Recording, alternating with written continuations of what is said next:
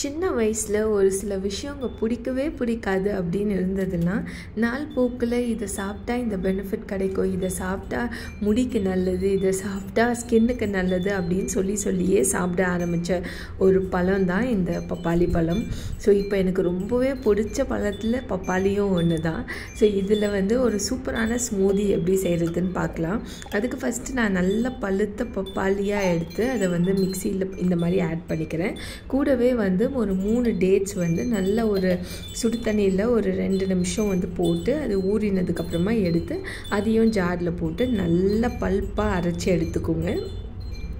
இப்போ ஒரு கிளாஸில் கொஞ்சமாக சியா விதைகளை ஆட் பண்ணி அது கூடவே இந்த அரைச்ச மிக்சரையும் ஆட் பண்ணிக்கிறேன். அண்ட் சின்ன பசங்களுக்கு கொடுக்குறீங்கன்னா இது கூடவே கொஞ்சமாக சாக்லேட் சாஸும் ஆட் பண்ணி கொடுங்க. டேஸ்ட் ரொம்பவே சூப்பராக இருக்கும். கண்டிப்பாக ட்ரை பண்ணி பார்த்துட்டு எப்படி இருக்குன்னு கமெண்ட் பாக்ஸில் சொல்லுங்கள். சம்மர் வந்தால் தான் கிடைக்கும் அப்படின்றது போய் வருஷம் முழுக்க கிடைக்கக்கூடிய பழமாக ஆயிடுச்சு இந்த தர்பூசணி. இந்த தர்பூசணியை பற்றி யாருக்கும் புதுசாக எதுவும் சொல்லணும்னு அவசியம் கிடையாது. இல்லை அவ்வளோ பெனிஃபிட்ஸ் இருக்குது. நம்ம உடம்பை எப்போவுமே ஹைட்ரேட்டடாக வச்சுக்கோம். ஸோ கண்டிப்பாக இந்த சம்மரில் வாட்டர்மெலன் ஜூஸோ இல்லை அப்படியே ஃப்ரூட்டாகவும் எடுத்துக்கோங்க. வாங்க இன்றைக்கி ஒரு சூப்பர் அண்ட் சிம்பிளான வாட்டர்மெலன் ஜூஸ் எப்படி பண்ணுறதுன்னு பார்க்கலாம். இதுக்கு நான் வாட்டர்மெலன் க்யூபாக கட் பண்ணி எடுத்திருக்கேன். சீடோடு தான் எடுத்திருக்கேன். அதை மிக்சியில் போட்டு நல்லா அரைச்சிட்டு இந்த மாதிரி ஒரு வடிகட்டி எடுத்துக்கலாம். கூடவே கொஞ்சமாக லெமன் ஜூஸ் ஆட் பண்ணிக்கிறேன். இது நல்ல கொஞ்சம் டேங்கியான ஒரு புளிப்பு டேஸ்ட் கொடுக்கும். இப்போது இதை எப்படி கிளாஸில் ட்ரான்ஸ்ஃபர் பண்ணுறேன்னு பார்க்கலாம்.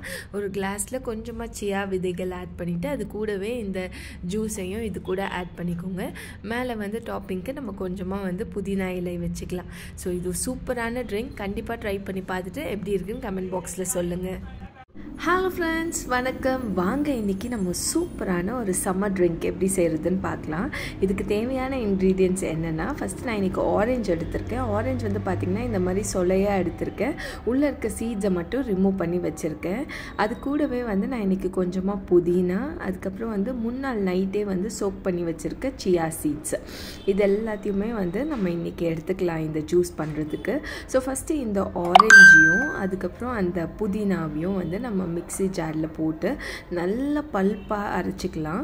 அரைச்சதுக்கப்புறமா நம்ம இதை கிளாஸில் ட்ரான்ஸ்ஃபர் பண்ணலாம். எப்படி பண்ணலான்னு பார்க்கலாம். இப்போது ஊற வச்சுருக்க சியா விதைகளை நான் இந்த கிளாஸில் ஆட் பண்ணிக்கிறேன். இந்த மாதிரி ஆட் பண்ணிவிட்டு நான் ஒரு 4 டேபிள் ஸ்பூன் இந்த மாதிரி ஆட் பண்ணிக்கிறேன். கூடவே நம்ம அரைச்சி வச்சுருக்க அந்த ஜூஸையும் இது கூட ஆட் பண்ணிக்கிறேன். நான் இதை வடிகட்டில் ஃப்ரெண்ட்ஸ் அப்படியே தான் ஆட் பண்ணுறேன். நீங்களும் அதே மாதிரி பண்ணுங்கள். அது கூடவே கொஞ்சமாக தண்ணி வேணுனாலும் நம்ம மிக்ஸ் பண்ணிக்கலாம். மேலே இன்னும் கொஞ்சமாக இந்த சியா விதைகளை போட்டு இதை மாதிரி நல்லா மிக்ஸ் பண்ணிட்டோன்னா சூப்பரான ஆரஞ்சு மின்ட் ஜூஸ் ரெடி ஆயிடுச்சு. இது கண்டிப்பாக ட்ரை பண்ணி பாருங்கள். ஆரஞ்சு சொலையிலேருந்து விதைகளை நீக்கிடுங்க. இல்லைனா அந்த ஒரு மாதிரி கசப்பு தட்டிடும் உங்களுக்கு. ஸோ இது கண்டிப்பாக ட்ரை பண்ணி பாருங்கள். ஒரு சம்மருக்கு சூப்பர் நியூட்ரிஷியஸான ட்ரிங்க்குன்னு சொல்லுவேன். Just give it a try and எப்படி இருக்குன்னு கமெண்ட் பாக்ஸில் சொல்லுங்கள். தேங்க்ஸ் ஃபார் வாட்சிங்.